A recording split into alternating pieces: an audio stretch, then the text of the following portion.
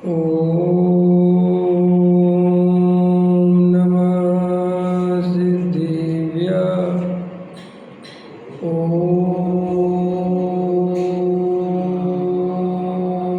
नमः सिद्धिभ्यः। ॐ नमः सिद्धिभ्यः। निर्मल ज्ञान परेठिया कम कलंक डहेवी अपाल तव जेड़ परू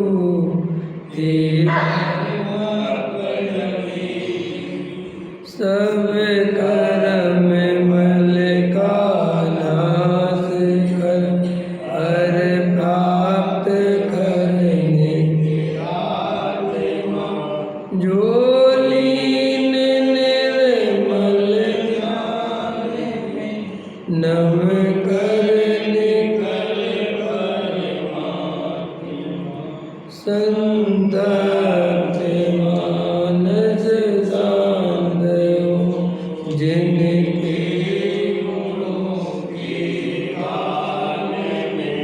वे वर्धमान महान जिन विच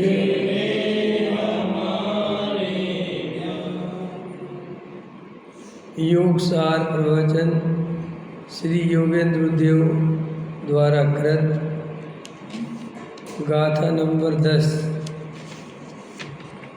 ये चल रही है अपनी।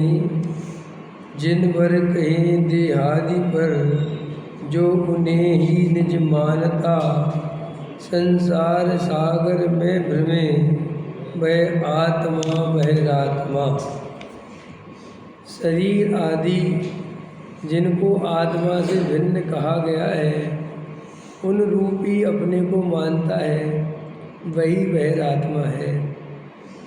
ऐसा जिनेंद्र देव ने कहा है कि वह बारंबार संसार में भ्रमण करता रहता है।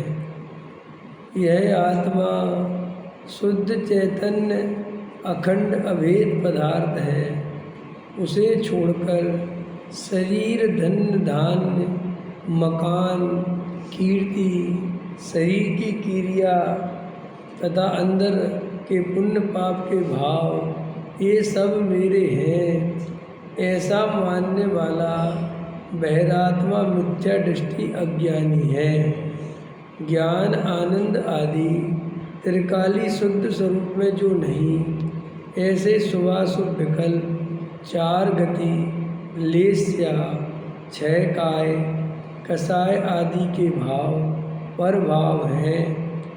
श्रावक के 6 आवश्यक के भाव, मुनि के 5 महाव्रत आदि के भाव, ये आत्मस्वरूप न होने से आत्मा से बाह्य है, ऐसा सर्वज्ञ परमेश्वर कहते हैं।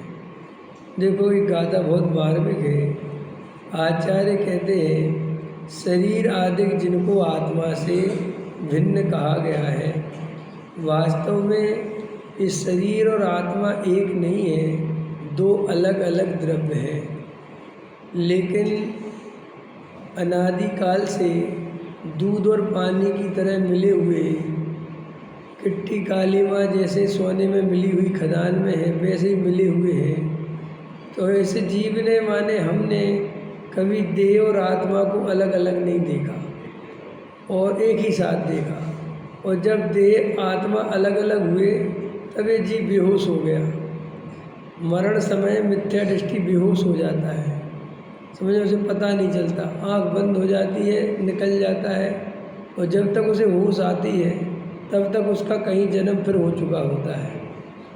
और ऐसी व्यवस्था है कि यहाँ इतनी जम से बेहोश होता है, मरण का इतना दुख होता है कि वो उस समय जो मेमोरी है ना इस जन्म संबंधित, वो सब डिलीट हो जाती, खत्म हो जाती, कुछ याद नहीं रहता।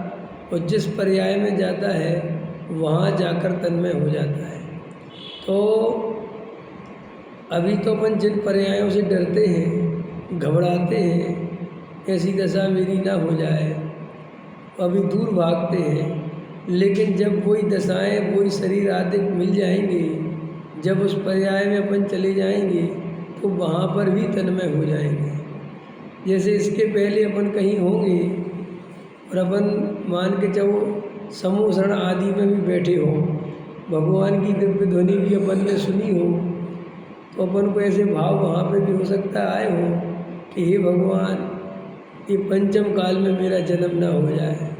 ये पंचम काल तो बहुत बुरा है, लेकिन इसी पंचम काल में आपका जन्म हो गया तो यहीं आके तन्मय हो गए, अब यहीं खुश हैं। समझ में आया? ऐसे अपन सोचते हैं कि हम चींटी ना हो जाए, मच्छर ना हो जाए, समझ में आया, नरक में ना चले जाएं, गाय बैल भैंस ना हो जाए, लेकिन वास्तव में जैसे ये पर्याय बदलेगी और अगर गाय बैल भैंस हो गया तो वहाँ तन्मय हो जाएंगे। अभी अपन को लगता है हमारा को धर्म में जन्म ना हो जाए, हम कहीं अन्नमति में पैदा वहाँ हो जाएंगे तो वो ही धर्म मानने लगेंगे, क्योंकि आत्मा के भान बिन इस संसार में ये जीव सुख को प्राप्त नहीं कर सकता, केवल दुख ही दुख को प्राप्त करता रहता है। और आत्मा के भान बिन सारे उपाय प्राप्त पर्याय में तन्मय होकर सुखी होने के करता रहता है। रात और दिन आर्तनोद्र ध्यान करता रहता है, रात दिन कसाय कसाय करता रहता है और नया नया अनंत संसार का कर्म बंधन प्रति समय होता चला जाता है और अपने को बहुत चतुर समझता है। ये जो मैं इतनी बुद्धि लगा रहा हूँ, ये जो मैं होशियार बन रहा हूँ और ये ऐसा कर लूँगा, वैसा कर लूँगा, ये कर लूँ, ये कर लूँ तो मैं सुखी हो जाऊँगा। लेकिन सच बात बताएं, ये केवल और केवल कोरी कल्पना है। इस संसार में सुख होता, अरे हमारे तो अनुकूलता है नहीं, हम तो अनुकूलता बनाने में लगे हैं। हमारे तो ऐसा पुण्य का उदय नहीं है कि अनुकूलता बनी बनाई मिली हो। यहाँ तो लगे हैं एक ईंट ईंट करके मकान बनाया बड़ी मुश्किल से, छोटा सा फ्लैट खरीद पाए हैं। 2 पैसे धक्के खा के झूठ बोल के अन्य जातियों के सामने बाबूजी कर करके 2 पैसे कमा पाए हो, इससे तुम बड़ा अपने को बड़ा अहंकार करते हो, हमने पैसा कमा लिया। कैसे कमाया पता है? कैसे कमाया है? मांस मच्छी खाने वालों को बाबूजी बोल के कहा है, बाबूजी। शराबी जुआरियों को भाई साहब पैसे दे दो। ऐसे ही जोड़े ना पैसे, ये परिकर ऐसे इकट्ठा हुआ ना इस पंचम काल में, जिसे तुम अहंकार करते हो। मंदिर में लाख रुपए दान दे के अपने को बड़ा मानते हो, लेकिन वो लाख रुपए कमाए कैसे कभी देखा? कभी गौर फरमाया कि मैंने जो लाख रुपए कैसे कैसे लोगों से बोल बाल के हाजी हाजी करके झूठ बोलकर तब जाके जो पैसा आया? ये पंचम काल में लक्ष्मी न्याय नीति से नहीं आती, पंचम काल में लक्ष्मी अन्याय नीति से ही आती है। ऐसा ही स्वरूप है काल का। यहाँ झूठ बोलने वाले ऊपर जाते हैं, सत्य बोलने वाले नीचे रहते हैं, ये स्वरूप ही है। तो अपन तो अनुकूलता बनाने में लगे हैं और अनुकूलता बन जाए ऐसी सुख की कल्पना कर रहे हैं, और अनुकूलता बन जाएगी तो सुखी हो जाएंगे ऐसा सोच रहे हैं। और देखो वो तीर्थंकर आदि जो जन्म से ही अनुकूलता लेके आते हैं कि नहीं? किसी तीर्थंकर को जन्म से पीलिया तो नहीं होता, मलेरिया तो नहीं होता। और हम तुम पैदा हुए थे तो पूछो अपने माँ बाप से, पूछो मलेरिया हो गया पैदा होते ही, पीलिया हो गया, माँ बाप ले लेके भागे, बड़ी मुश्किल से बच पाए, पूरा शरीर पीला पड़ गया है। जब मैं छोटा था, बहुत छोटा होऊंगा, बहुत ही ज़्यादा 2, 4, 6, 8, 10 महीने का, तो कहते कि मुझे मेरे पेट में ऐसी तकलीफ हुई होगी, इतना बड़ा पेट। समझ में आया कि अब नहीं बच सकता ये, तो कोई वैद्य में जो दिया हो बच गए। तो ऐसे तो अपन जे धक्के खाते खाते 2-3 बार मेरे एक्सीडेंट हो गए, बहुत बच गए। समझ में आया कि नहीं आया? और अभी भी बचे ही हुए हैं बस, और क्या है, अभी बच क्या गए, कल ही निपट जाए कुछ पता थोड़ा ही है क्या है। तो संसार, हमारे पास तो अनिश्चितताएं भरी पड़ी हुई है। तीर्थंकर आदि जो महापुरुष होते हैं उनके पास अनिश्चितता नहीं होती, कोई भी अनिश्चितता होती नहीं। तीर्थंकर आदि वे अल्पायु में नहीं मर सकते बिल्कुल, समझ में आया। उनको कोई एक्सीडेंट नहीं हो सकता, उनके हाथ पैर नहीं टूट सकते, उनके साथ कुछ हो जो अशुभ है वो उनके साथ होता ही नहीं कभी, पूरे टाइम एकदम A1 क्वालिटी का होता है, समझ में आया। ऐसे वे तीर्थंकर आदि महापुरुष, उन्हें संसार में सुख नहीं लगा, ये संसार उनने रहने लायक नहीं समझा। यहाँ उनने अनुकूलताओं की इतनी भरमार, तो भी उनने इस अनुकूलता के सुख को सुख नहीं माना। लेकिन हम और आप एक पैर गड्ढे में पड़ा हुआ है, मरे जा रहे हैं, बच्चों की चिंता, समझ में आया, मकान दुकान उनकी चिंता, बच्चों की पढ़ाई की चिंता, एक तरफ कमाने की चिंता, एक तरफ जोड़ने की चिंता, समझ में आया। थोड़ा बहुत भोगने मिल जाए, भोगने की चिंता, अरे इतना जोड़ लिया थोड़ा भोग तो लूँ, घूमने की चिंता, गेहूं को देखने की चिंता, पड़ोसी खराब मिल गया उसकी चिंता, समझ में आया। माँ बाप की सेवा की चिंता, उनका बुढ़ापा आ गया, रिश्तेदारों की चिंता, लड़की ब्याह दी, उसके ससुराल में झगड़ा उसकी चिंता, बहू आ गई क्लेश कर रही उसकी चिंता। कितनी चिंता से ये मनुष्य घिरा हुआ है, फिर भी आत्मचिंतन नहीं करता। फिर भी चिंतन करता है तो शरीर संयोग का ही चिंतन करता है। निरंतर दुख का वेदन होता है, निरंतर आकुलता सताती है, कसाय 24 घंटे चलती है, फिर भी रागादि जे प्रगट देन तिन्हीं को सेवत गिनत चैन। जे रागादि से प्रत्यक्ष दुख होता है, आकुलता होती है, कसाय होती है, फिर भी उनका ही सेवन कर करके अपने को सुखी करना चाहता है। मज़ा आ जाएगा अगर अपन कन्याकुमारी घूम आएंगे। रागादि जे प्रकट, बिल्कुल महादुख, विकल्प मात्र में आकुलता हो, ऐसा संसार का स्वरूप है। जरा सी इच्छा करो, घूमने जाना है, घूमना जाना शब्द ही अपने दिमाग में आया तो तुरंत आकुलता का वेदन हुआ कि नहीं भैया टिकट कराओ, ना टिकट नहीं मिलेगी, देखो आकुलता चालू है, ले लो जल्दी टिकट, अब टिकट नहीं मिलेगी भैया, 3rd AC की नहीं मिल रही तो भैया 2nd की ले लो, लेकिन महंगी बहुत है। देखो घूमना भी है, टिकट भी चाहिए, और 2nd की AC देख के कहता कि इसमें पैसे ज़्यादा लग रहे हैं, पैसा भी बचाना है। हम लोग ऐसी चक्री चला रहे हैं, समझ में आया, जिसके दोनों पहिए टायर पंचर है।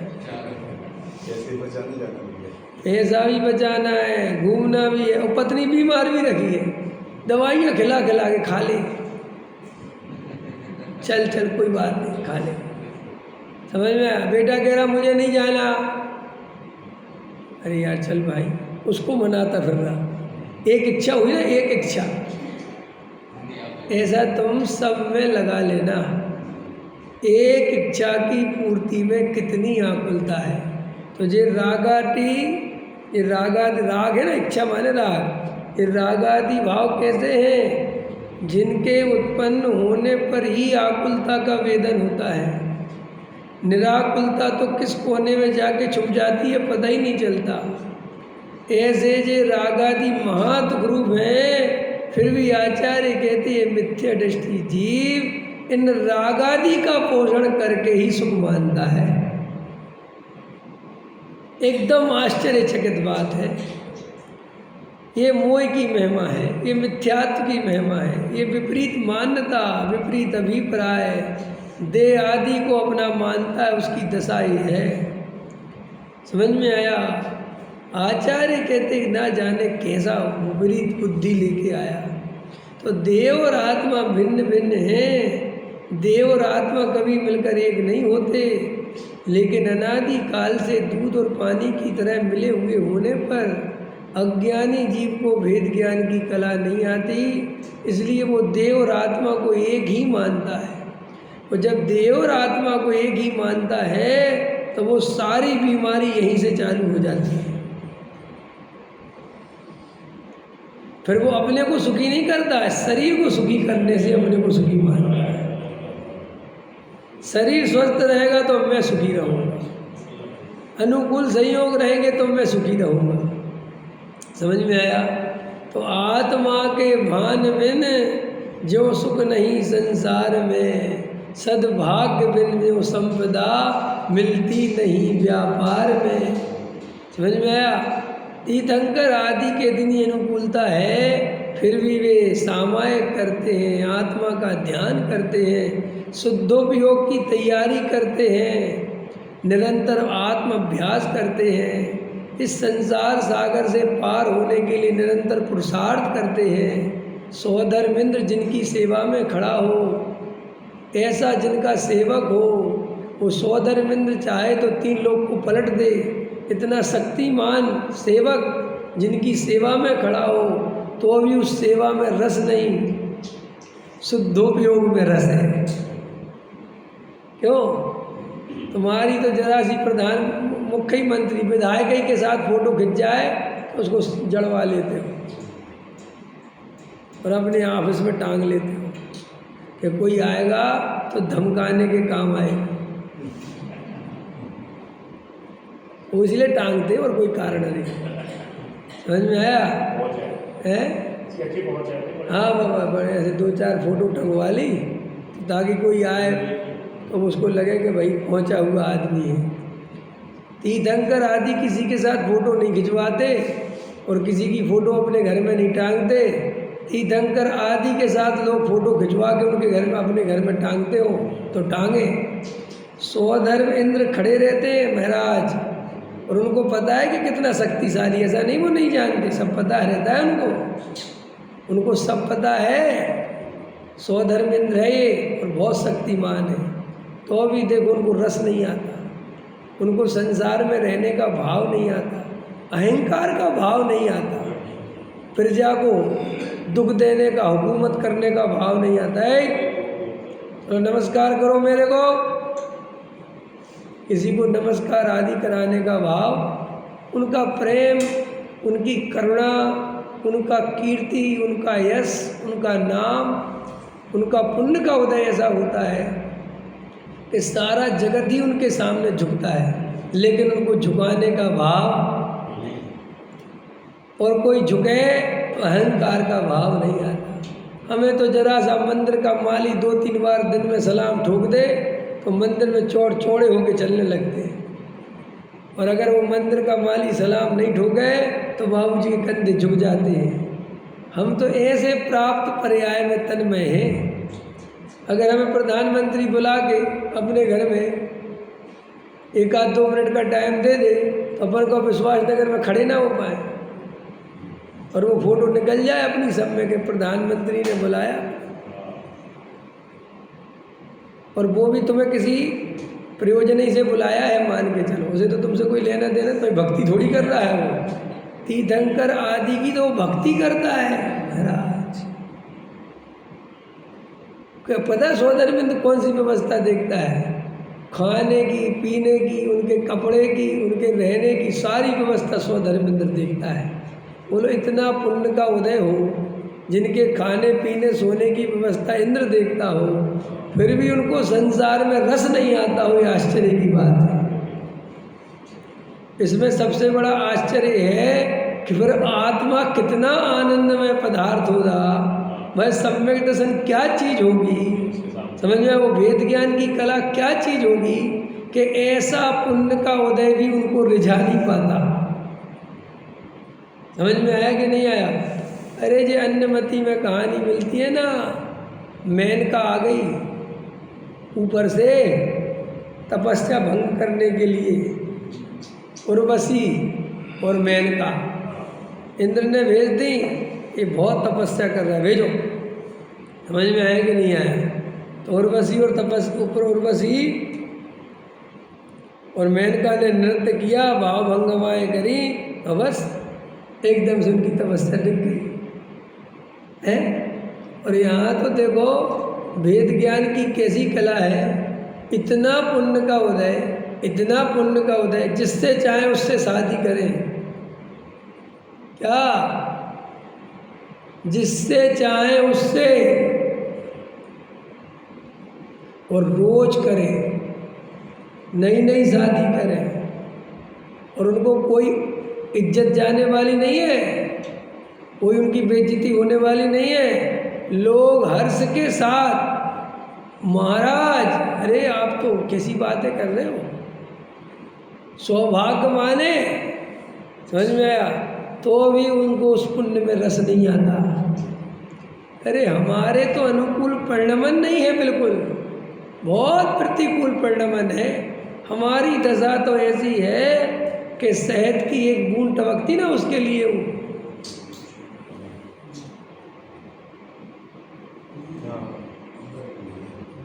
लटका है। तो यहाँ दर्द होता होगा कि नहीं भाई? किसी जमीन पे तो खड़ा नहीं, लटका है बेचारा, समझ? तो हाथ भी दुख रहे हैं, नीचे कुआं है, कुएं में सर्प है, चूहे हैं, वो डाली काट रहा है और हाथ ही जड़ से ही उखाड़ रहा पेड़।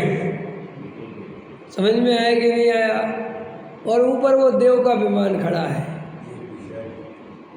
बिल्कुल वो चित्र हमारे लिए बनाया गया है। हमारा आयु क्रम पूरा हो रहा है, नरक निगोद तैयार, मुँह बाए खड़े हुए के आजा।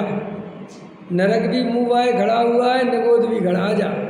समझ में आया कि नहीं आया? और चारों तरफ बस, और जो लटके हुए हैं सो अपने संसार का बोझा ढोते ढोते थक गए। स्त्री पुत्र का बोझा ढोते ढोते थके कि नहीं थके? बोलो। मास्टर जी 4 बाल बच्चे पाले, बूढ़े हो गए, सबकी शादी हो गई, सबके बाल बच्चे हो गए, क्या मिला? कुछ नहीं मिला। क्या आया? शून्य बटा शून्य, हासिल आई शून्य। समझ में? कुछ नहीं हासिल, कुछ हुआ ही नहीं। कुछ हासिल हुआ? कुछ हासिल नहीं हुआ, कुछ नहीं मिला, कुछ नहीं मिला, केवल और केवल दुख मिला। मज़ेदार बात है, हर आदमी को दुख मिला, लेकिन हर आदमी उसी दुख को चाहता है। कैसा स्वरूप है वस्तु का है? कोई सुख तो मिला ही नहीं, दुख ही दुख मिला, आकुलता ही आकुलता मिली। हासिल आई 0 बटा 0, कुछ हासिल नहीं हुआ। बूढ़े हो गए, मरने की प्रतीक्षा करने लगे। बोलो हम लोग कैसे मूर्ख हैं, संसार में इतनी उठापटक करते, इतनी उठापटक करते कि नहीं मास्टर जी? आपसे इसलिए कह रहे कि आप बूढ़े हो सब में, समझ में? आपके बच्चे सबसे बड़े हैं ना, खूब करी ना उठापटक। इस स्कूल से उधर ट्रांसफ़र हो गया, रिक्शा करके गए, वहाँ पढ़ाया, इधर गए, फिर आए, फिर कैसे करके छोटा घर बनाया, फिर थोड़ा बढ़ा लिया, फिर बढ़ा लिया, फिर इस बेटी की शादी, उस बेटे की शादी, वहाँ लड़की देखने गए, वहाँ गए, वहाँ गए, कितनी चक्रम घुमाई कि नहीं घुमाई? हाँ सब घुमाई। अब क्या कर रहे हैं? क्या मरने की प्रतीक्षा कर रहे हैं।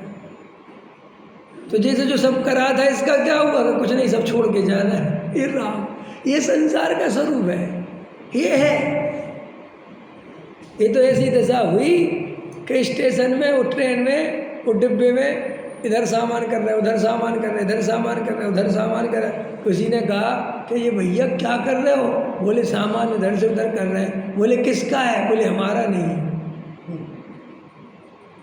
तो बोले किसका है? बोले पता नहीं, जिसका भी है, लेकिन मुझे जमा हुआ सामान बहुत अच्छा लगता है। कई लोग देखे तो ट्रेन में चढ़ाएंगे, तुम्हारा भी सूटकेस बढ़िया से जमा देंगे, अपना भी जमा लेंगे, और 2-4 बिखर रहे होंगे तो वो भी जमा देंगे। समझ में? एकदम उनको बहुत कर्तव्य बुद्धि है, करना करना परफेक्शन। और फिर क्या हुआ कि भाई स्टेशन आया तो उतर गए, जी तुमने ये सामान इधर उधर करा था, कुछ ले तो जाओ। नहीं, मेरा कुछ भी नहीं है। ऐसे ही ये जीव इस संसार में न जन्म इससे पूछ के होता है, न मरण इससे पूछ के होता है। कब इस पर्याय को छोड़ के कौन सी गति में चला जाएगा यही नहीं पता।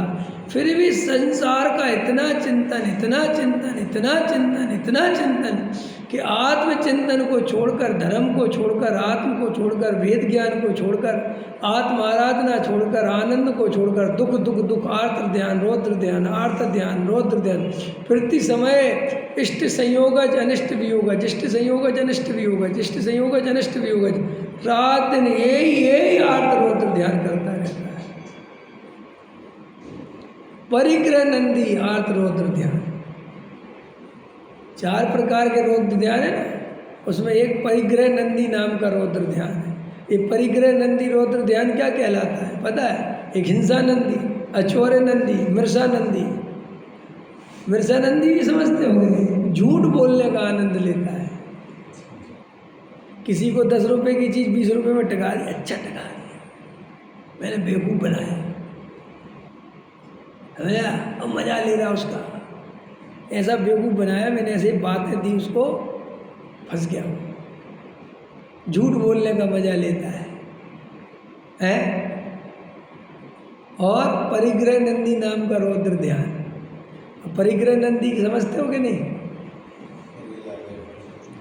रात और दिन रुपया पैसा मकान दुकान इनका जो चिंतन करता है परिग्रह नंदी रौद्र ध्यान है। और परिग्रह नंदी रौद्र ध्यान का ही असली फल नरक है। ये जो बहुवारम परिग्रह नारकेशु है ना, उसका अर्थ ये है, ये परिग्रह नंदी नाम का रौद्र ध्यान जीव को नरक ले जाता है। और आप और हम सब अपना अपना कल के दिन भर का चिंतन आप देखें। अरविंद जी देखो, आप सब आपने परिग्रह नंदी रौद्र ध्यान कितना किया, जबकि मजेदार है, बूढ़े हो गए, मरने को हो गए, जाना कुछ है नहीं, फिर भी वो ध्यान किसका? अच्छा एक बात बताओ बज्रसेन जी, ये परिग्रह नंदी रौद्र ध्यान जो अभी 65 साल के हो गए हो, ये अब किसके लिए कर रहे हो? अपने लिए कर रहे हो कि बच्चे के लिए कर रहे हो? पता ही नहीं है, होश ही नहीं है, तो सब कर क्यों रहे? ये आदत बड़ी पुरानी, समझ में आया? ये है मेरी कहानी। क्या अब अपन को होश नहीं है कि अपन क्यों कर रहे हैं? लेकिन क्या करें, रात दिन परिग्रह परिग्रह परिग्रह की माला फेरी, अब बूढ़े हो गए, अब परिग्रह जोड़ने का समय भी चला गया, व्यापार भी छूट गया, लेकिन वो परिग्रह नंदी रौद्र ध्यान नहीं छूटा। ये भाई, ये जड़ की क्रिया तो एक दिन छूट ही जाएगी, लेकिन ये कुविचार कैसे छोड़ोगे? क्या मास्टर जी, क्या बोले नरेश जी? ये जड़ की क्रिया तो मास्टर जी चूक ही जानी है, ये तो नहीं कर पाओगे, लेकिन वो ध्यान तो कर पाओगे। खाट पे लेटे हो, हाथ पैर नहीं चल रहे, लेकिन पैसे का चिंतन तो कर सकते हो, संपत्ति का चिंतन तो कर सकते हो। विषय भोग भोगने की ताकत नहीं बची, लेकिन उनका चिंतन, उनका स्मरण तो हो सकता है। पूर्व में भोगे भोग। अपन को लगता है पता नहीं जैन धर्म में क्या क्या लगा है। अरे भाई साहब, एक एक बात सोने के उससे लिखवा दो, एक एक बात इतनी सत्य है। जैन धर्म जैसा धर्म दुनिया में है नहीं। इतना सूक्ष्म विश्लेषण जैन दर्शन करता है कि जो दूसरे अन्य मतियों के दर्शन है वे तो वहाँ तक सोचते भी नहीं हैं। अब पूर्व में भोगे स्मरण, उनका न होवे चिंतन। बताओ कौन सोचेगी? ये भी एक बात हो सकती है। हाँ, हो सकती नहीं, होती है। होने का चक्कर नहीं है। बुढ़ापे में आदमी अपनी जवानी की बातें सोच सोच के निरंतर कर्म बंधन करता है। भाई साहब, जब मैं तुम्हारी उम्र पे था ना, 21-22 साल का, ऐसी फुर्ती थी, ऐसे थे हम, समझ में आया? एक बार में कुछ भी खा जाए, कुछ भी। अरे साहब, हम डरते बरते नहीं थे, बंदूक लेके आ जाते थे हम। ऐसा ऐसा उसको रसारा उसमें। और पूर्व में भोग भोगे। आज से 20 साल पहले कश्मीर गए थे भाई साहब, ऐसा मज़ा आया, याद कर रहा हूँ उनको। एल्बम बना रखे जी। एल्बम क्या है? भोगे जो पूर्व हाँ, उनका ना हो। तो इसने तो स्मरण की पूरी व्यवस्था बना रखी है, जे कह रहा हो बे ना विस्मरण। ये तो ये कह रहा है कि विस्मरण नहीं होना चाहिए, तुम एल्बम में निकालो। और वे पर्याय तो चली गई। गजब गजब की बात रहे, जो पर्याय चली गई उनसे भी कर्म बंधन करता है। पूरब की बातें याद कर करके नया कर्म बंधन करता है। अल्लाह बोल के कर्मों को बुलाता है। अल्लाह बोल के कर्मों को बुलाता है। हाँ, अल्लाह बोल के किसको बुलाता है? कर्मों को बुलाता है। आओ आओ, समझ में आया? समाधि मरण में भी आचार्य कहते हैं पूरब के भोग याद आ जाते हैं तो समाधि खंडित हो जाती है। समझ में आया? समाधि भावना में पूरब के भोग याद आ गए। वर्तमान में भोगने की शक्ति नहीं है, लेकिन पूरब के याद आ गए तो विकारी हो गया, कसाय हो गई, आत्म ध्यान छूट गया। इसलिए भोगों को भी होश पूर्वक भोगना। कैसे? कि जे भोग के निकल जाए पूरी तरह, बचना नहीं चाहिए।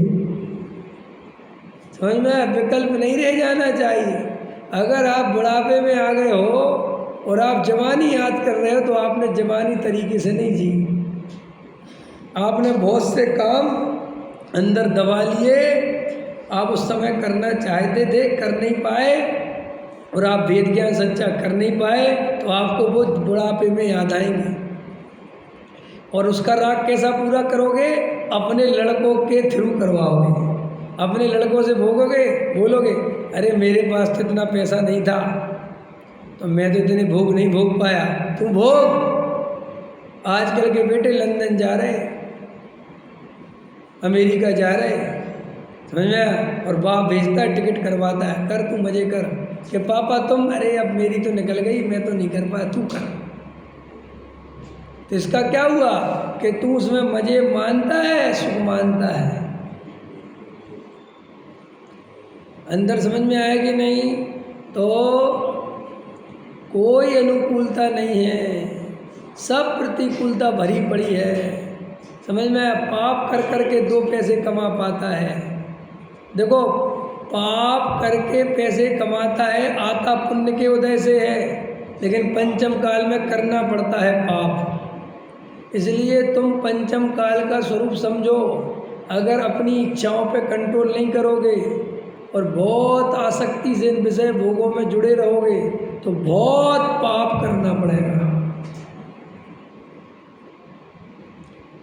आत्मानुशासन में लिखा है समुद्र कभी मीठे पानी से नहीं भरते। समझ में आया?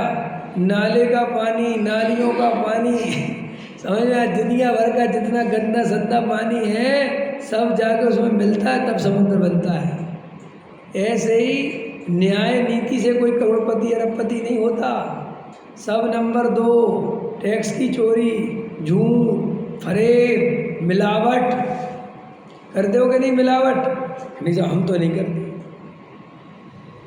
हम चावल बेचते नहीं तो कंकड़ कहाँ से मिलाएंगे? सुनो, पार्टी को बोलते हो 80 रुपये वाली पीवीसी लगा रहे हैं और लगाते 70 वाली हो, तो मिलावट हो गई कि नहीं? धंधा है ना, कहोगे धंधा है धंधा। अरे भाई साहब, धंधा सबका धंधा ही है।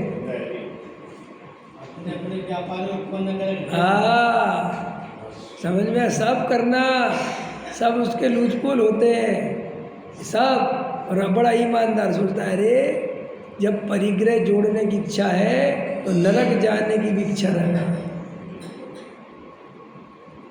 क्या बोला मैंने? परिग्रह जोड़ने की इच्छा है ना तुझे, तैयारी कर लो। हाँ, जिनको जिन मंदिर लिखा ना, बड़े पंडित साहब का वाक्य है ना, जिन मंदिर दूर लगे तो नरक पास समझना। ऐसे इसको और कर लो, जिनको दिन भर परिग्रह जोड़ने की इच्छा चलती हो वे नरक जाने की भी तैयारी कर लो। और अपना अपना देख लो, मुझे बताने की जरूरत नहीं है। अपना अपना देख लो, हमें दिन भर परिग्रह नंदी रौद्र ध्यान चलता है।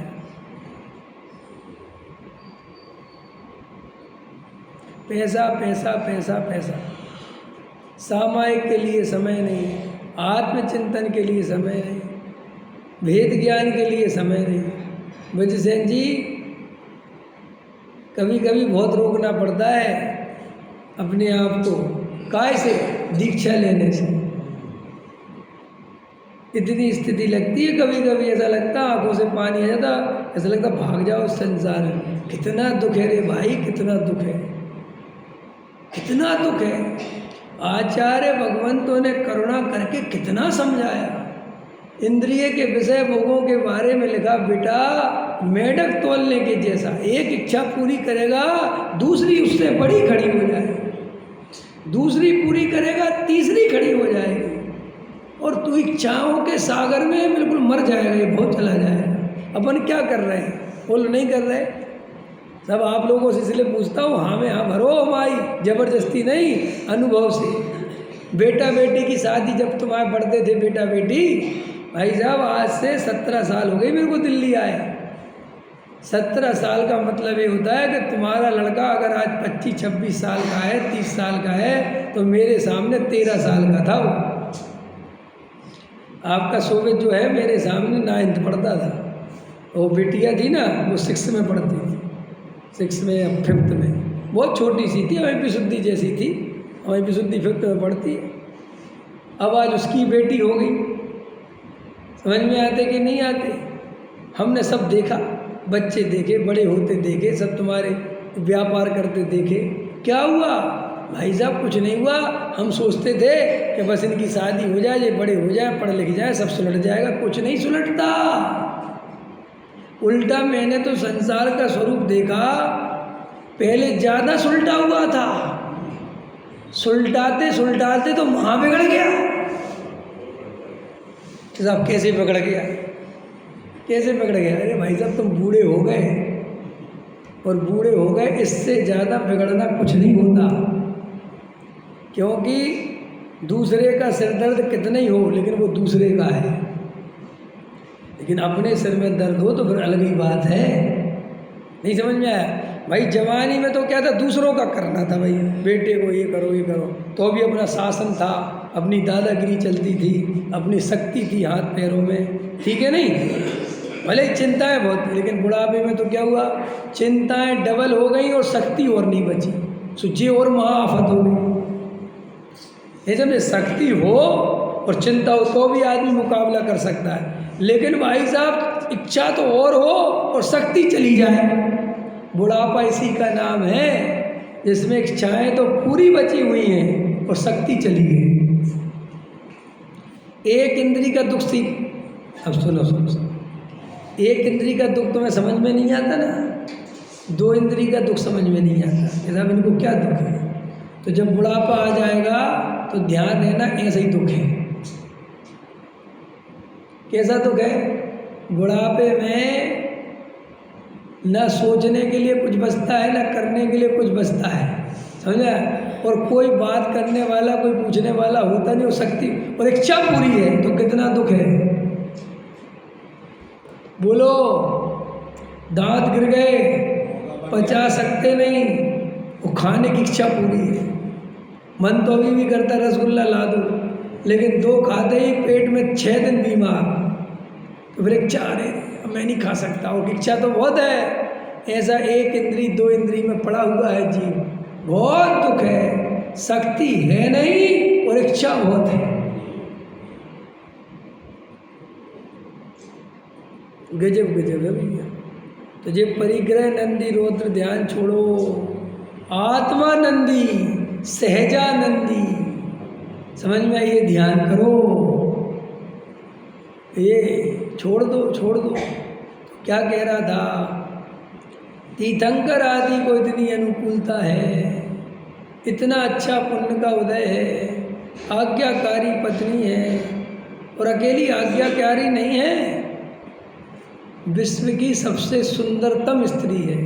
और तुम्हारी हमारी जैसी पत्नी नहीं होती, कभी पेट दर्द, कभी सिर दर्द, कभी ये दर्द, कभी वो दर्द, कभी ये दवाई, कभी वो दवाई, समझ में? एकदम स्वस्थ, कोई उन्हें विकल्प नहीं करना पड़ता कि भाई पत्नी की सेवा करो, उन्हें कोई विकल्प नहीं, समझ लो उनका पुण्य का उदय ऐसा होता है पूरे टाइम कि केवल भोगने का भाव, उसकी जिम्मेदारी का कोई चक्कर नहीं। इतने नौकर चाकर लगे हुए हैं, उन्हें कुछ, अनिल अंबानी मुकेश अंबानी जैसा शेयर नहीं गिरता उनका कि शेयर बाजार गिर गया, मुकेश अंबानी सिर पकड़ के बैठे। वहाँ उसने क्या बोलते टैरिफ लगा दिया उसने, हमारे उसने क्या वो ट्रम्प और टैरिफ बड़ा संबंध जोड़ रखा है इसने है, बार बार टैरिफ लगा देता है, और वो टैरिफ लगाता है और सारे देश जो है एकदम परेशान, मार्केट एकदम गिर जाता है। ठीक है, ऐसी तीर्थंकर आदियों के साथ ऐसी कोई उनको तकलीफ नहीं है, कोई उनको चिंता नहीं है। बताओ, निरोगी काया घर में कैसी माया, निरोगी काया घर में कैसी माया, जिसे कमाने नहीं जाना पड़ता, जिन्हें छल कपट नहीं करना पड़ता, ऐसी माया। और सेवक कैसा, सौधर्मेंद्र जैसा कि चाहे तो पूरी पृथ्वी पलट दे, जहाँ कहे तो वहाँ महल बना दे, जैसा कहे वैसा बना दे। बोलो, ऐसा तुम्हें मिल जाए तो तुम क्या करोगे? सबसे पहले कहोगे पूरे विश्वास नगर के कागज ले आते और रजिस्ट्री घर मेरे नाम है, बचना नहीं चाहिए कभी, समझ में आया? और वे चाहे तो सारी पृथ्वी को अपना बना ले, कोई उसे कुछ कहने वाला नहीं है। सुनो, फिर भी ना तो ऐसे भाव आते, ना ऐसा रस आता, ना ऐसे विकल्प आते, समझ? अंदर ही अंदर भोगों से उदास और आत्मा के प्रति पूरी ताकत लगा के उसका धर्म ध्यान। भोगों में रस नहीं, आत्मा रस पीने का भाव है, सहजानंद में उतरने का भाव है, निजानंद पीने का भाव है। बाहर में लोग कह रहे महाराज महाराज, वो बाहर नजर ही नहीं जाती।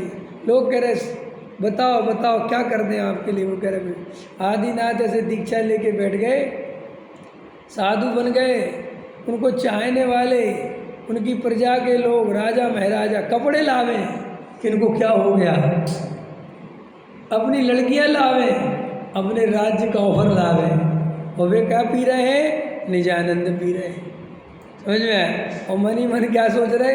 हे जगत के भोले जी को क्या करें, बेचारे को पता ही नहीं है आत्मा के बारे में, क्या करें? क्योंकि आदिनाथ के समय में कोई जानता ही नहीं था कुछ जाना, समझ में? क्या गजब है भाई साहब। अरे अपन कहाँ चक्रों में फंस रहे, थोड़ा सा आयु कर्म शेष है, और वो भी है कि नहीं क्या पता, कल ही मर जाए। इसलिए भाई एक घड़ी मिसरो मत, एक घड़ी भी बर्बाद मत करो।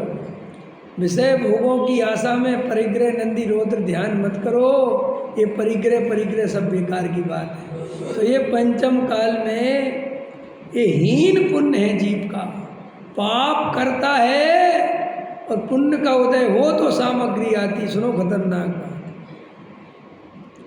को पुण्य का उदय नहीं हो तो पाप ही पाप करता रहे और कुछ नहीं आए। देखो नेता तो सारे ही पाप करते ना, लेकिन प्रधानमंत्री सब नहीं बन पाते। लाल कृष्ण आडवाणी ने कितने पाप करे होंगे, पाप कर दे, नहीं कह रहा किसी को मरवा को, नहीं कह रहा, लेकिन राजनीति में जाए और वहाँ छल कपट बेईमानी झूठ फरेब और कभी कभी तो मर्डर, समझ में आया? कौन कौन क्या करे। फिर भी अगर यश नाम कर्म का उदय नहीं है, पुण्य का उदय नहीं है, तो प्रधानमंत्री नहीं बन सकते। तो पाप तो पूरा, लेकिन वो पुण्य की प्रकृति नहीं है, तो बात खत्म हो गई और नरक जाना पड़ेगा। और यहाँ तो कुछ मिला ही नहीं। ऐसे ही तुम यहाँ रात दिन पाप करो और अगर पुण्य का उदय नहीं हो तो कुछ भी झूठ फरेब कर लेना, पैसा नहीं आएगा। इसलिए जी अपन को बहुत ध्यान रखना चाहिए। आत्मार्थी हैं अपन, अपने को आत्मा की बात पता चल गई, अब अपना परिग्रह नंदी रौद्र ध्यान बंद हो जाना चाहिए। तो अपना कौन सा ध्यान होना चाहिए? आत्मानंदी। परिग्रह नंदी रौद्र ध्यान नहीं करना अपन को, आत्मानंदी धर्म ध्यान करना है, सहजानंदी धर्म ध्यान करना है, भेद विज्ञान रूपी धर्म ध्यान करना है। देह और आत्मा को अब एक नहीं मानना, चाहे कुछ हो जाए। स्त्री पुत्र आदि का भी चिंतन नहीं करना, ये सब पर है, इनसे मेरा भला होने वाला, अरे कोई किसी को सुखी नहीं करता। ये पत्नी मुझे सुखी कर देगी, सब व्यर्थ, झूठ। कि नहीं साहब, कितनों को कर दिया और तुमने अपनी पत्नी को सुखी कर दिया? जाके पूछो, एक दूसरे से आशा करी सुखी कर देंगे, कोई सुख को नहीं करता। हाँ, दो दुखी मिलके सुखी होने का नाम शादी है। समझ में आया? और दुख से दुख ही निकलेगा, तो जो निकला विकास कुमार वो दुखरूप निकला। समझ में आया कि नहीं आया? सुख नहीं होता, संसार विषय सुख होता तो तीर्थंकर क्यों त्यागे? वो वैराग भावना है, यह विदराज करन पढ़ना, वो उसको सुनना बहुत अच्छी है। समझ में? सम्यक दृष्टि जीवों को इस संसार की क्षणभंगुरता का भान हो गया है, इस संसार में सुख नहीं, ये निर्णय हो गया है। इसलिए उन्होंने संसार को अपनी दृष्टि से हटाकर भेद ज्ञान रूपी आरा लगाकर आत्मानंदी सहजानंदी पान करना सीख गए हैं। हम सबको वो ही सीखना है, अपने को आत्मानंद करना सीखना है, अपने को सहजानंद करना सीखना है। अब अपने को ये परिग्रहनंद पर द्रव्य का चिंतन करना छोड़ना है। तो शरीर और आत्मा भिन्न भिन्न है। तो क्या समझा रहे थे कि हम सबको तो इतनी प्रतिकूलता हो रही है, फिर भी अगर अपन संसार में सुख मान रहे हैं तो अपन बहुत बड़े अज्ञानी हैं, बहुत ज़्यादा मूर्ख हैं। श्री गुरु कहते जिनको महान पुण्य का उदय होने पर भी संसार में सुख नहीं लगा, ऐसे सम्यक दृष्टि जीवों के पास आखिर ऐसी कौन सी कला है, आखिर ऐसी कौन सी श्रद्धा है, आखिर ऐसा कौन सा सुख है कि इतना सब कुछ अनुकूल होने पर भी उन्हें केवल आत्मा में ही सुख दिखता है, शरीर संयोगों में कोई सुख नहीं दिखता। ठीक है, देखो, शरीर आदि जिनको आत्मा से भिन्न कहा गया है, उन रूप ही अपने को मानता है। बस आत्मा प्रत्यक्ष दिख रहा है, ज्ञान दर्शन स्वाभाविक परिणमन हो रहा है, शरीर पुद्गल द्रव्य है, ये बिल्कुल स्पर्श रस गंध वर्ण से बना हुआ पुद्गल का पिंड भिन्न दिख रहा है। शरीर और आत्मा का वियोग होते देख रहा है, शरीर पड़ा रह जाता है, उसमें आग लगा दी जाती है और उसमें से चेतन तत्व कहीं चला जाता है, तो देह और चेतन भिन्न भिन्न है, ये समझ में आता है। फिर भी उस देह को ही अपना मानता है, ये बहिरात्मा है। ऐसा जिनेंद्र देव ने कहा है कि ऐसा जीव जो देह और आत्मा को एक मानता है, वह बारंबार संसार में भ्रमण करता है। ये बारंबार क्यों लगाया मास्टर जी? बारंबार माने जन्म मरण, इसी संसार में जन्म फिर मरण, फिर जन्म फिर मरण, फिर जन्म फिर मरण, फिर जन्म फिर मरण। कभी 2 इंद्री 3 इंद्री 4 इंद्री संगी असंगी, पर नरक निर्गोद घूमता रहता है, ऐसे घूमता रहता है, जन्म मरण करता रहता है। कौन? जो अपने को शरीर रूप अनुभव करेगा, जो देह और आत्मा को एक मानेगा, जो राग और आत्मा को एक मानेगा, जो ज्ञान स्वभावी आत्मा की पहचान नहीं करेगा, जो संसार में सुख की कल्पना करेगा, वो बारंबार इस संसार में जन्म मरण करता रहता है। क्लियर हो गई बात?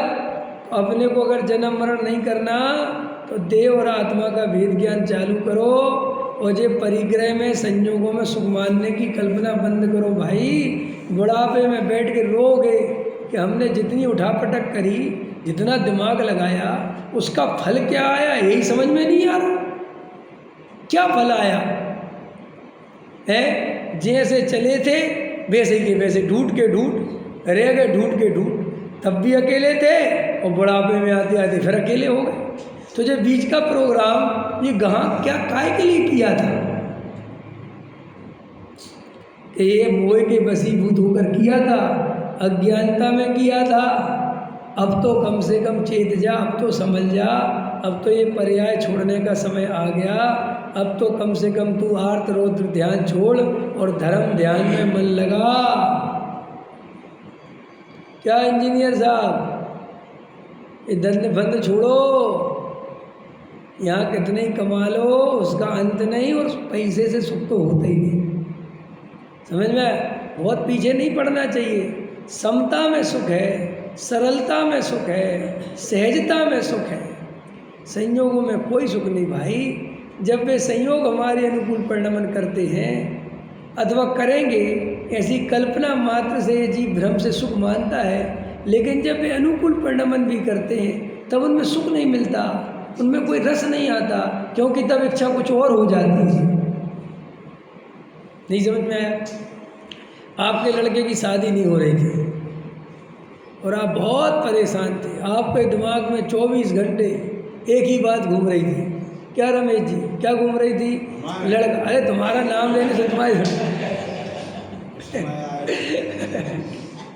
अरे ठीक है, मेरे दिमाग में घूम रही, ठीक है, तुम चेक कर। मैं सोच रहा हूँ मेरे लड़के की शादी हो जाए, ठीक। और घूम रही थी, खूब घूम रही थी, खूब घूम रही थी, शादी हो जाए, शादी हो जाए, शादी हो जाए। अरे कैसे ही मिल जाए यार, शादी हो जाए, लड़के की पार लग जाए। क्या सोच, क्या शब्द बोलते हैं हिंदुस्तान में? पार लग जाए। शादी लगने से पार लगती है? पार लगती है बेचारी की, पार लग जाती। संसार सागर पार हो जाता है कि महासंसार समुद्र में डूब जाता है। अपने लड़के से पूछना हो ना, शादी की तरह से पूछा करो, बेटे संसार समुद्र में डूबने को तैयार हो?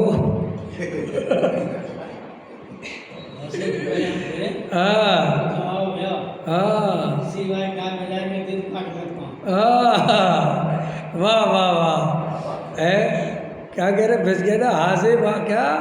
हों से फूले हम फिरे, हों से फूले हम फिरे, ओ तमारो ब्याह, तुलसी गाय बजाएगे, तुलसी कहत गाय बजाएगे, देख पैर काठ में पैर है, पैर पैर जो है काठ में दे रहा कटने के लिए। ओहो, अरे भाई तो ठीक है पंडित जी, हम शादी नहीं करेंगे। अरे भाई, अगर तेरे विषय कसाय का राग नहीं छूटा, 2 कसाय चौकड़ी का भाव नहीं हुआ, 6वीं प्रतिमा 7वीं प्रतिमा के योग्य परिणाम नहीं हुए, तो ब्रह्मचर्य कैसे ले लेगा? ऐसे भयभीत होकर, संसार से डर कर तो ब्रह्मचर्य होता नहीं, और ले भी लेगा तो सुखी नहीं होगा। देखो भाई, पर द्रव्य को छोड़ने से सुख नहीं होता, पर द्रव्य को ग्रहण करने से सुख नहीं होता। पर द्रव्य से एकत्व टूट जाए, ममत्व टूट जाए, अकेला टूट नहीं जाए, इतने अकेले से काम नहीं चलेगा। इतना अकेला होगा तो चौथा गुण स्थान होगा, निजानंद का पान हो जाए, तब वो ब्रह्मचर्य आता है। इसलिए कोई ऐसा प्रश्न सुन के कि आप वो पंडित जी कहने लगे, कभी कभी तो कहते शादी कर लेना। अरे भाई, जिस अपेक्षा से जो कथन कहा उस अपेक्षा से जानना। तो संसार में एक इच्छा प्रबल हुई आपकी कि बेटे की शादी हो जाए, तो आपको लगता है भाई शादी हो जाएगी, झंझट खत्म, बस पापा को मजे ही मजे, फिर क्या करना। बिल्कुल भ्रम है, भ्रम है, भ्रम है। ये जो इच्छा उत्पन्न हुई कि बेटे की शादी हो जाए और मैं सब फ्री हो जाऊंगा, ये भी तुम्हें एक चालबाजी है, ये भी मोह की चाल है कि वो तुम्हें उस इच्छा में ऐसा फंसाता है कि तुम्हारे दिमाग में ऐसे विचार आते हैं कि अगर ये शादी हो जाएगी मैं सब छूट जाऊंगा। क्यों? ताकि तुम उस इच्छा के पीछे पागलों की तरह लगो। अगर तुम्हें ये भाव भाषण हो जाए कि चाहे जितनी इच्छाएं पूरी करो कोई सुख नहीं है, तो फिर तुम इच्छा के पीछे पागलों की तरह लगोगे कैसे? संसार लगोगे नहीं तो संसार में रहोगे कैसे? 4 गति में घूमोगे कैसे? फंसाने के सब तरीके होते कि नहीं होते? दुनिया में जितने भी धंधे, ग्राहक को फंसाते हो कि नहीं फंसाते हैं? जो बाहर तुम जो कपड़े वाले होते ना, सैंपल टांगते हो, तो कौन सा टांगते हो? फटा पुराना, बढ़िया एकदम नया न्यू, और उसमें भी सबसे कलर चुन के 6 कलर आए तो ऐसा कलर टांगो जो लोगों को अट्रैक्ट करे, है ना। हम बेचते नहीं कपड़े, लेकिन जानते तो हैं, करते कि नहीं करते? सैंपल दिखाने जाओ तो सबसे बढ़िया छांटो। तो ऐसे ही मोह के पास भी फंसाने हैं ना जीव को, तो वो भी ऐसे ऐसे अपने भेजता है बाण कि तुम उसमें फंसते ही चले जाते हो। वो मोह कहता है बस और कुछ नहीं विवेक, बस ये काम कर ले, बस फिर तू शांति से रही हो। अपन कहते आओ मोह बाबा आओ, अब कर लिया, कह रहे बाबा अब कोई शांति तो मिली। नहीं नहीं नहीं बेटा ऐसे नहीं, दूसरा कर। ऐसे करते करते संसार में लगे पड़े रहते हैं और पूरा भाव चला जाता है और कोई सुख दुख नहीं मिलता। तो ये मान्यता अपने अंदर से निकाल दो कि हमारी ये इच्छा पूरी हो जाए तो हमें कुछ नहीं चाहिए। और अगर होश पूर्वक रहोगे तो ऐसी हजारों इच्छाएं पूरी हो गई, लेकिन वो पूरी होते ही उसमें से तो सुख की कल्पना खत्म हो गई और दूसरी चालू। बहू आती है, आदमी बड़ा खुश होता है, ससुर भी नाचता है, सास भी नाचती है। तो पता वो क्यों नाचती है? कि अब जिंदगी भर ही नाचना है।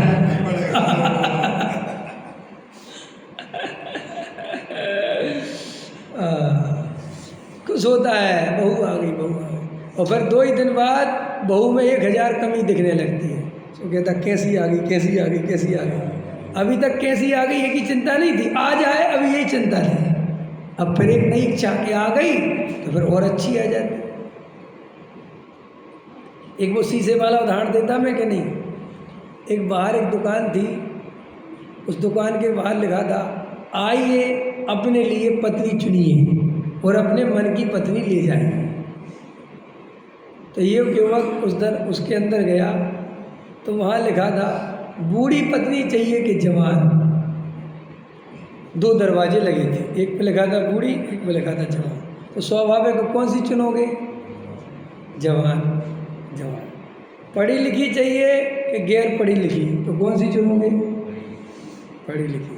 फिर आगे 2 दरवाजे लगे, अच्छा भोजन बनाने वाली चाहिए कि खराब भोजन? तो कौन सी चुनोगे? अच्छी।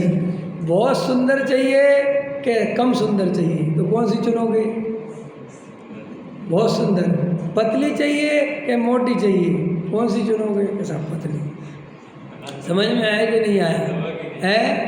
और ऐसी क्यों, तेरी शादी नहीं हुई ना, जाएगा ऐसी दुकान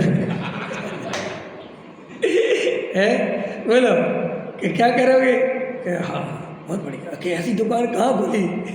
समझ आया? फिर आगे करोड़पति घर की चाहिए कि झोपड़ी की चाहिए? करोड़पति की चाहिए। समझ में आया कि नहीं? साले शहद चाहिए कि बिना साले की चाहिए? कि नहीं साला भी होना चाहिए। समझ में आया कि नहीं आया? कि और आगे काली चाहिए कि गोरी चाहिए? कि सब गोरी चाहिए। समझ में आया कि नहीं आया? और अच्छा काम करने वाली चाहिए कि आलसी चाहिए? तो काम करने वाली चाहिए। ऐसे वो युवक दरवाजे चुनता गया और जब अंतिम दरवाजे में पहुंचा तो वहाँ एक आईना लगा था और उस पर लिखा था कि इसमें अपनी शक्ल देख क्या तू इस लायक है?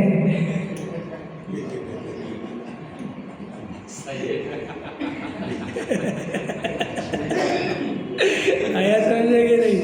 ऐसा है, तुम चुनते बहुत हो, बहुत होशियार बनते हो, लेकिन इस संसार में दिखता है लिखा हुआ है कुछ नहीं, सब खाली पड़ा है। तुम्हारे सपने बढ़ते ही चले जाते हैं, तुम्हारी उमंगें जगती चली जाती हैं, तुम्हारी भाव दशा वो युवक अंदर जा रहा है, वाह वाह मज़े ही आ गया, मज़े ही आ गया, मज़े, और अंदर टन टन गोपाल है।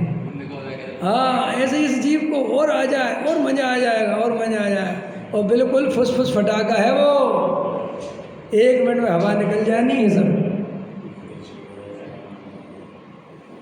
जब आदमी के पास रोटी नहीं होती तो रोटी ही सब कुछ हो जाती है, और जब रोटी मिल जाती है तो आदमी कहता थोड़ा सब्जी भी दो ना। अकेली रोटी कैसे खाएं? देखा कभी तुमने? जैसे भिखारी हो, अब आजकल के भिखारी तो रोटी मांगते ही नहीं। पहले के भिखारी होते थे, भैया रोटी दे दे, माँ रोटी दे दे, बहन जी रोटी दे दे। जैसे कि रोटी, हम गांव में रहते थे ना तो आते थे, जैसे अपन रोटी दे दो, पता रोटी जैसी मिली थोड़ी सब्जी भी दे दो, फिर थोड़ी सब्जी भी दे दो, कुछ और भी दे दो, कुछ और हो, देखो बढ़ती जा रही कि नहीं बढ़। फिर अपन ने चलो और भी दे दिए, तो कहता यहीं बैठ के खा ले क्या? तो मैंने कहा चल इधर बैठ जा, नहीं थोड़ा अंदर को बैठ जाए, क्या गर्मी लग रही। आया समझ में? वो ऐसी वो इच्छाओं का सागर ऐसा है कि वो जितनी पूरी होती जाए उतनी ही बढ़ती चली जाती है। खुजली चलती ना, खुजली थोड़ा खुजा लो, एक तो खुजाओ मत, तो थोड़ी देर वो खुजा लो तो वो और बढ़ती चले, फिर इधर भी चलने लगी, फिर इधर भी चल, फिर पता चली पूरी पीठ पे ही चलने लगी। ये क्या हो रहा है? ऐसे ही है संसार। जितनी इच्छाओं की पूर्ति होती जाती है, ये नहीं कह रहा कि करते जाते हो, क्योंकि करने भरने की व्यवस्थाएं नहीं है। इच्छा की पूर्ति पुण्य के उदय से होती है। टोडेमल जी साहब ने तो भाई साहब एक इच्छा बताई, पुण्य के उदय में होने वाली इच्छा। समझ में आया कि नहीं आया? तो बहुत गहराई से अपन सब इसको समझें कि ये पुण्य के उदय में इच्छाएं पूरी होंगी तो कितनी पूरी करें, कितनी पूरी करें, कितनी पूरी करें, ये पूरी हो जाए। तो आचार्य कहते भाई इनका कोई अंत नहीं है, तुम कितनी ही ताकत लगाओ, कितनी ही पूर्ति करने में लगे रहो। एक तो ये होती भी पुण्य के उदय से है, और मज़ेदार बात होते ही डबल पैदा होती है। एक पूरी करो तो 4 साथ में पैदा होती है। इसलिए पुण्य का उदय बहुत अच्छा थोड़ा ही है। पुण्य के उदय से जीव सुखी नहीं होता, पुण्य के उदय से इच्छा बढ़ती चली जाती है। देखो आपको एक लाइन बोलता हूँ, उसको ध्यान रखना। अपना सारा समय आत्मा की सारी ताकत काय में जा रही पता है आपको? आत्मा अनंत शक्तिमान द्रव्य है। आत्मा में अनंत शक्तियाँ हैं और उसकी शक्ति उपयोग के रूप में व्यक्त है। काय के रूप में व्यक्त है? आत्मा उपयोगवान है ना, जानना देखना उसकी शक्ति है। और उसकी सारी शक्ति वो जो उपयोग है वो पूरा का पूरा पर में चला जा रहा है, स्वयं की तरफ नहीं आ पा रहा है। तो उसका प्रबल कारण क्या है? सबसे प्रबल कारण देखना आप अपने अंदर जाके, अपनी इच्छा के अनुसार परिणमन कराने की इच्छा में सारी ताकत जा रही है। क्या बोला? अपनी इच्छा के अनुसार परिणमन कराने की इच्छा, इसमें सारी ताकत जा रही है। हम 24 घंटे अपने अनुसार परिणमन चाहते हैं, चाहते कि नहीं? मौसम भी किसके अनुसार परिणमन करे? हमारी इच्छा के अनुसार। दिल्ली भी कैसा परिणमन करे? बोलो दिल्ली कितनी बड़ी है? हमारी इच्छा के अनुसार। अपनी पत्नी, अपने बच्चे, अपना पड़ोसी, अपना मकान, अपने रिश्तेदार, सब मेरी इच्छा के अनुसार परिणमन करें। ये इच्छा में सारी ताकत चली जा रही है, पूरी ताकत। देखो हर समय अपने अनुकूल परिणमन करने की इच्छा। हर समय मंदिर में बैठा है तो हमारे मन के पंडित जी मिल जाए, हमारे मन के भगवान मिल जाए, हमारे मन की पूजा हो जाए। पूजा में भी आओ ना तो ऐसा राग आता, यार ये केवल रवि किरणों वाली ले लेते तो बहुत अच्छा रहता, उसमें मेरा बहुत मन लगता है। कोई ढोलक बजा रहा तो यार तेज तेज बजा रहा, नहीं बजाता तो बहुत अच्छा रहता। गली में निकलता है, गली में गड्ढा है, अरे गड्ढा भर देता। पूरे टाइम यही तो चिंतन चल रहा है। अपनी इच्छा के अनुसार परिणमन कराने की इच्छा में हमारी सारी शक्ति सामर्थ्य जा रही है और हम वो आत्मानुभव नहीं कर पा रहे। अगर हमें परिणमन कराने की इच्छा छोड़ दें और जो द्रव्य का जैसा परिणमन हो रहा है उसे वैसा स्वीकार करें तो हमें आज ही आत्मानुभव हो जाएगा, क्योंकि हमारी उपयोग रूपी शक्ति खर्च होना बंद हो जाएगी और वो जब बचेगी तो निज में आएगी, और निज में आएगी तो आत्मानुभूति लेकर जाएगी। ठीक है, गहराई से विचार करें। सहजा